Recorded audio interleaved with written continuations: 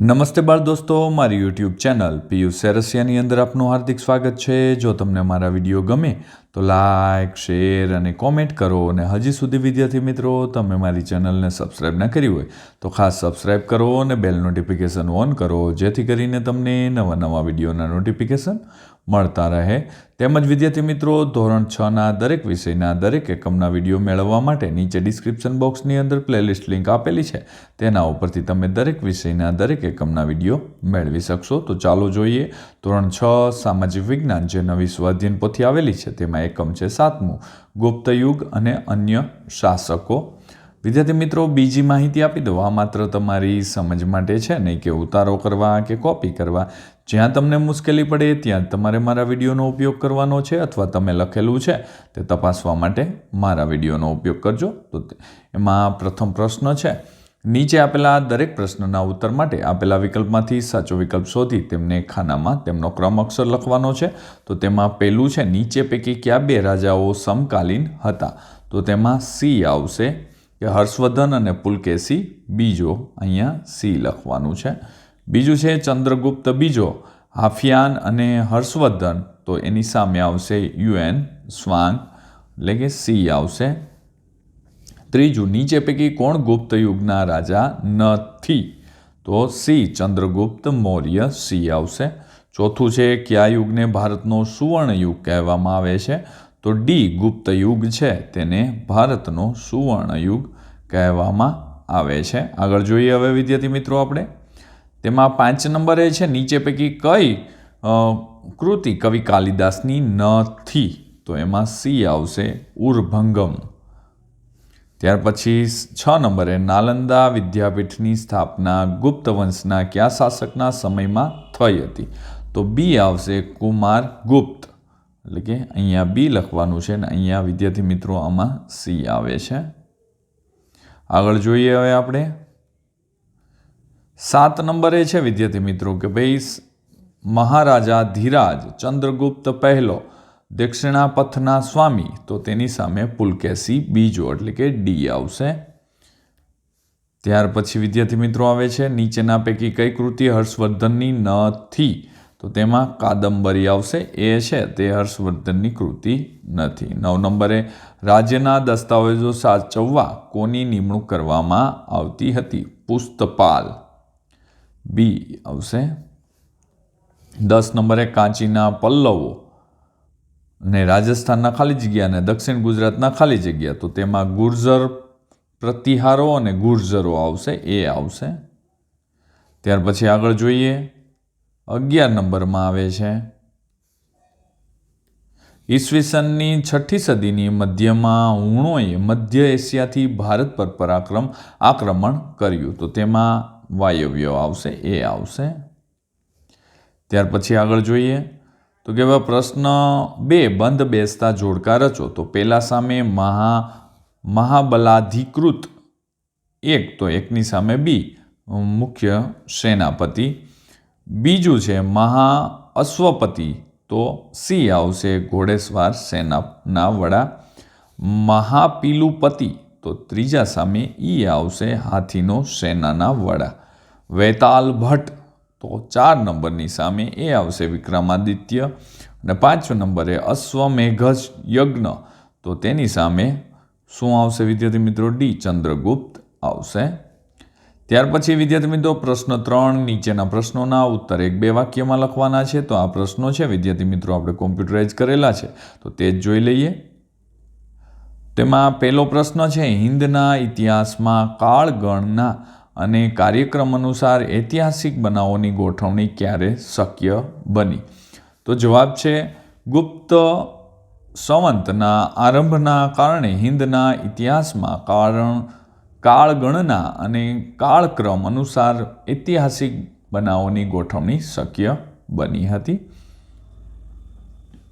બીજો પ્રશ્ન છે, કયા રાજવીને સકારી તેમજ વિક્રમાદિત્ય તરીકે ઓળખવામાં આવે છે? તો ચંદ્રગુપ્ત બીજો એ સકારી તેમજ વિક્રમાદિત્ય તરીકે ઓળખવામાં આવે છે। ત્રીજું છે, ગુપ્ત યુગના કયા શાસકને સિક્કામાં વીણા વગાડતા દર્શાવવામાં આવ્યા હતા? તો તેમાં ચંદ્રગુપ્ત યુગમાં ચંદ્રગુપ્તને સિક્કામાં વીણા વગાડતા દર્શાવવામાં આવ્યા હતા. ચોથો પ્રશ્ન છે, કાલિદાસ અને વરાહમિહિર કયા રાજવીના સમયમાં થઈ ગયા? તો કાલિદાસ અને વરાહમિહિર સમ્રાટ ચંદ્રગુપ્ત બીજાના સમયમાં થઈ ગયા.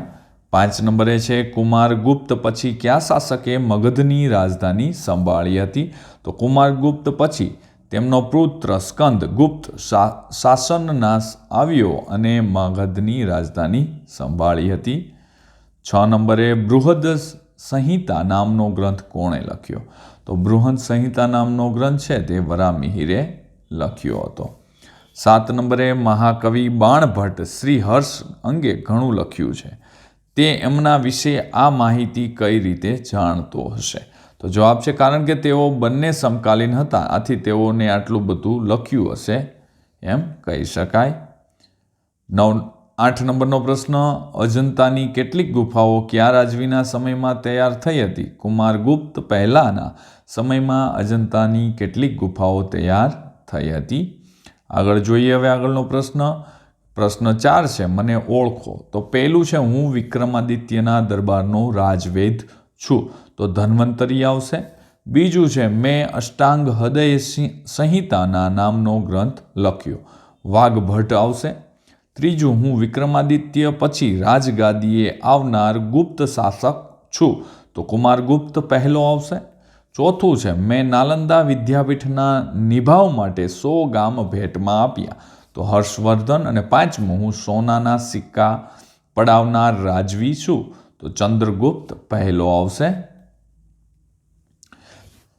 5 નંબરનો પ્રશ્ન, યોગ્ય શબ્દો વડે નીચેના વિધાનોની ખાલી જગ્યાઓ પૂરો. તો તેમાં પ્રથમ પ્રશ્ન છે, ગુપ્ત વંશના સ્થાપક? તો શ્રી ગુપ્ત હતા. બીજું છે, ગુપ્ત વંશનો સૌથી પ્રભાવશાળી શાસક? તો ચંદ્રગુપ્ત બીજો હતો. ત્રીજું છે, શૂન્ય અને દશાંશ પદ્ધતિની શોધ? તો આર્યભટ્ટે કરી હતી. અને દિલ્હી પાસે આવેલા મહેરૌલી લોહસ્તંભમાં આજ દિન સુધી કાટ નથી લાગ્યો. આગળ જોઈએ. પ્રશ્ન 6 છે, નીચેનો પ્રશ્નોના ઉત્તર 2-3 વાક્યમાં લખવાના છે, તો આ પણ આપણે કોમ્પ્યુટરાઇઝ. પહેલો પ્રશ્ન છે વિદ્યાર્થી મિત્રો, વિક્રમાદિત્યના રાજદરબારમાં કયા કયા રત્નો હતા? તો વિક્રમાદિત્યના રાજદરબારમાં સંસ્કૃત ભાષાના મહાન કવિ કાલિદાસ, ધન્વંતરી તેમના રાજવૈદ, વૈજ્ઞાનિક વરાહમિહિર, વૈતાલ ભટ્ટ, અમરકોશના રચિતા અમરસિંહ જેવા રત્નો વિક્રમાદિત્યના દરબારમાં હતા. બીજો પ્રશ્ન છે, ગુપ્ત યુગમાં વિજ્ઞાનના ક્ષેત્રમાં મેળવેલી સિદ્ધિઓ વર્ણવવાની છે. તો ગુપ્ત યુગમાં આર્યભટ્ટ નામના ગણિત શાસ્ત્રીએ દશાંશ પદ્ધતિ અને શૂન્યની શોધ કરી. મહાન વૈજ્ઞાનિક વરાહમિહિરે બૃહદ સંહિતા નામનો ખગોળ શાસ્ત્રનો ગ્રંથ લખ્યો અને વાઘભટ્ટે વૈદિક શાસ્ત્રમાં અષ્ટાંગ હૃદય સંહિતા નામનો ગ્રંથ લખ્યો હતો. ત્રીજું છે, ગુપ્ત યુગમાં સાંસ્કૃતિક ક્ષેત્રે કરેલું પ્રદાન જણાવો. તો આ યુગમાં સંસ્કૃત સાહિત્યના સમર્થ સાહિત્યકારો તેમજ વૈજ્ઞાનિકો અનેક ગણિત શાસ્ત્રીઓ હતા. લલિત કલાના ક્ષેત્ર અભૂતપૂર્વ વિકાસ થયો અને વૈજ્ઞાનિક શોધો, મંદિર સ્થાપત્યો જેવી ઘટનાઓ થઈ હતી. આમ ગુપ્ત યુગના સાંસ્કૃતિક ક્ષેત્રે ખૂબ વિકાસ થયો હતો. ચોથું છે, ગુપ્ત યુગની શાસન વ્યવસ્થાના પ્રાંતીય વહીવટતંત્ર વિશે જણાવવાનું છે. તો તેની અંદર વિદ્યાર્થી મિત્રો, ગુપ્ત યુગમાં શાસન વ્યવસ્થામાં 3 વિભાગોમાં વહેંચવાયેલું હતું. કેન્દ્રીય, પ્રાંતીય અને સ્થાનિક. પ્રાંતના વડા તરીકે રાજકુમાર હતા. કુમારમાત્ય અને આયુક્ત પ્રાંતમાં મુખ્ય ભૂમિકા ભજવતા હતા. 5 નંબરનો પ્રશ્ન, ગુપ્ત યુગમાં કયા કયા પાકોનો વેપાર વિકસ્યો હતો? તો ઉત્તર ભારતમાં ઘઉં, ચોખા, ગાંધારમાં શેરડી, કાશ્મીરમાં દ્રાક્ષ, કેસર અને સફરજન, ગુજરાતમાં સિંધમાં કપાસ અને બંગાળમાં રેશમનું ઉત્પાદન થયું હતું. ત્યાર પછી આગળનો પ્રશ્ન છે પ્રશ્ન 7, નીચે આપેલી પારિભાષિક શબ્દોની સમજૂતી આપવાની છે. તો આ પણ આપણે કોમ્પ્યુટરાઇઝ જોઈ લઈએ 5 વિદ્યાર્થી મિત્રો. પહેલું છે મહાસંધિ વિગ્રહ. તો વર્તમાન સમયમાં જે વિદેશ મંત્રી હોય છે તેમ ગુપ્ત યુગમાં મહાસંધિ વિગ્રહનો હોદ્દો હતો. જેનું કાર્ય બીજા રાજ્યો સાથે સંબંધો સ્થાપિત કરવાનું હતું. ત્યાર પછી છે 2 નંબરે નૈનાર અને આલવાર. તો મધ્યયુગમાં ભક્તિ આંદોલન દરમિયાન થઈ આવેલા સંતોને આપણે 2 વિભાગમાં વિભાજિત કરી શકીએ. જેમ કે ભગવાન શંકરને સમર્પિત સંતોને નાયનાર અને ભગવાન વિષ્ણુને સમર્પિત સંતોને આલવાર કહેવાતા હતા. ત્યાર પછી 3 નંબરનો મહાપ્રતિહાર. તો મહેલો અને દ્વારોના રક્ષકોના વડાને મહાપ્રતિહાર કહે છે. ચોથું છે સુવર્ણયુગ. જે સમયગાળા દરમિયાન પ્રજા સુખી સંપન્ન અને કોઈપણ પ્રકારના ભય વગર રહેતી હોય અને આર્થિક સમૃદ્ધ પણ ટોચ ઉપર હોય તેવા સમયગાળાને સુવર્ણયુગ કહેવાય છે. ત્યાર પછી ભક્તિ.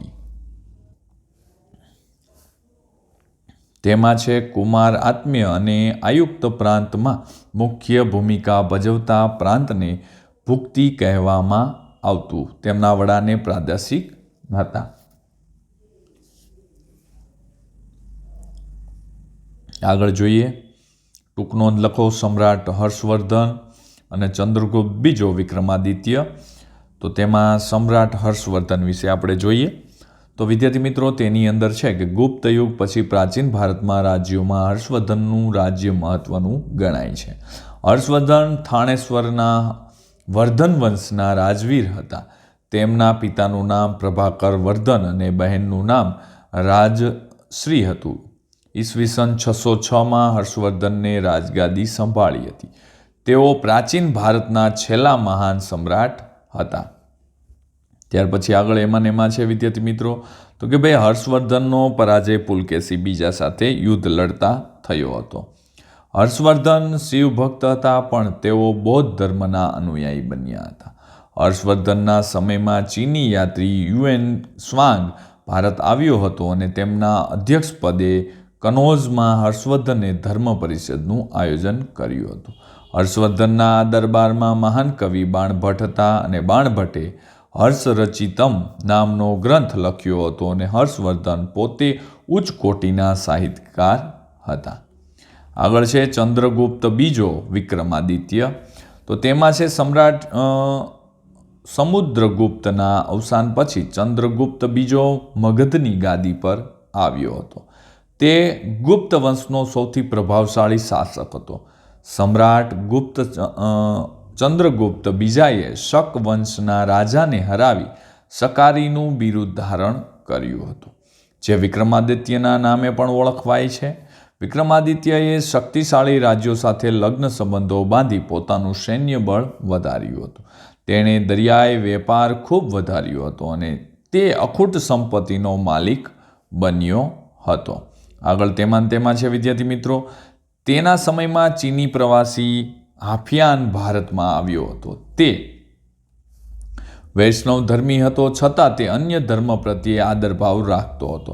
તેણે પાટલીપુત્રના બૌદ્ધ મઠ બંધાવ્યા હતા. તેમના સમયમાં ઘણી સાંસ્કૃતિક સિદ્ધિઓ થઈ હતી અને તે યુગ સુવર્ણ યુગ બન્યો હતો. ઈસવીસન 414માં આરસમાં વિક્રમાદિત્યનું અવસાન થયું હતું, અરસામાં. ત્યાર પછી છે 9 નંબર. નીચે આપેલા વિધાનો ચિત્ર જોઈને વર્ણન કરવાનું છે. તો આ એક સ્તંભનું ચિત્ર છે વિદ્યાર્થી મિત્રો. તો તે જોઈએ આપણે કે ભાઈ મેં શૈલીનો લોહ સ્તંભ દિલ્હી પાસે આવેલ છે. તે 1600 વર્ષ જૂનો લોહ સ્તંભ છે. તે આ યુગની ધાતુ વિદ્યાની શ્રેષ્ઠ સિદ્ધિ છે. લોહ સ્તંભ સદીઓ સુધી તાપ અને વરસાદમાં રહેવા છતાં કાટ લાગતો નથી. આમ લોહ સ્તંભ સમ્રાટ ચંદ્રગુપ્ત બીજાએ બનાવેલો છે. આગળનો આ તમે બીજા નંબરનું ચિત્ર જોવો છો. તો કે ભાઈ આપેલ ચિત્ર નાલંદા વિદ્યાપીઠનું છે. આ નાલંદા વિદ્યાપીઠ ચંદ્રગુપ્ત બીજાના પુત્ર કુમારગુપ્ત પહેલાએ બનાવી હતી તથા આ નાલંદા વિદ્યાપીઠ બનાવવા માટે હર્ષવર્ધને 100 ગામ ભેટમાં આપ્યા હતા. આગળ જોઈએ 3 નંબરે છે આ તમે ગુફાઓ જોઈ રહ્યા છો. તો તેના વિશે જોઈએ. આ આપેલ ચિત્ર અજંતાની ગુફાઓ છે. અજંતાની ગુફાઓ ચંદ્રગુપ્ત બીજાના પુત્ર કુમારગુપ્ત પહેલાએ બનાવેલી છે. ત્યાર પછી છે 10 નંબરનો પ્રશ્ન. નીચે આપેલા વ્યક્તિઓને તેમની ઓળખ મુજબ વર્ગીકરણ કરવાનું છે. વિદેશી પ્રવાસી, ફહિયાન, યુઆન સ્વાંગ, કવિ તો કાલિદાસ અને બાણભટ્ટ, વૈજ્ઞાનિક તો વેતાલ ભટ્ટ, આર્યભટ્ટ અને વરાહમિહિર આવશે. નીચે આપેલ ચોરસમાં 5 રાજાઓ 5 સાહિત્યકારોના નામ છુપાયેલા છે, તે શોધવાના છે. તો વિદ્યાર્થી મિત્રો તમે પણ શોધેલા જ હશે, ચેક કરી લેજો, તેના નામ લખી દઈએ નીચે.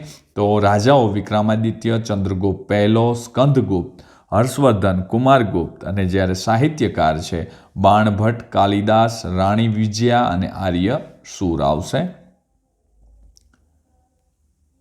જો વિદ્યાર્થી મિત્રો તમને મારો આ વિડીયો સારો લાગ્યો હોય તો લાઈક કરજો, શેર કરજો અને કોમેન્ટ કરજો. અને હજી સુધી વિદ્યાર્થી મિત્રો તમે મારી ચેનલને સબસ્ક્રાઈબ ન કરી હોય તો ખાસ સબસ્ક્રાઈબ કરો અને બેલ નોટિફિકેશન ઓન કરો, જેથી કરીને તમને નવા વિડીયોના નોટિફિકેશન મળતા રહે. તો ચાલો વિદ્યાર્થી મિત્રો હવે મળીશું આગળના એકમની અંદર. આવજો.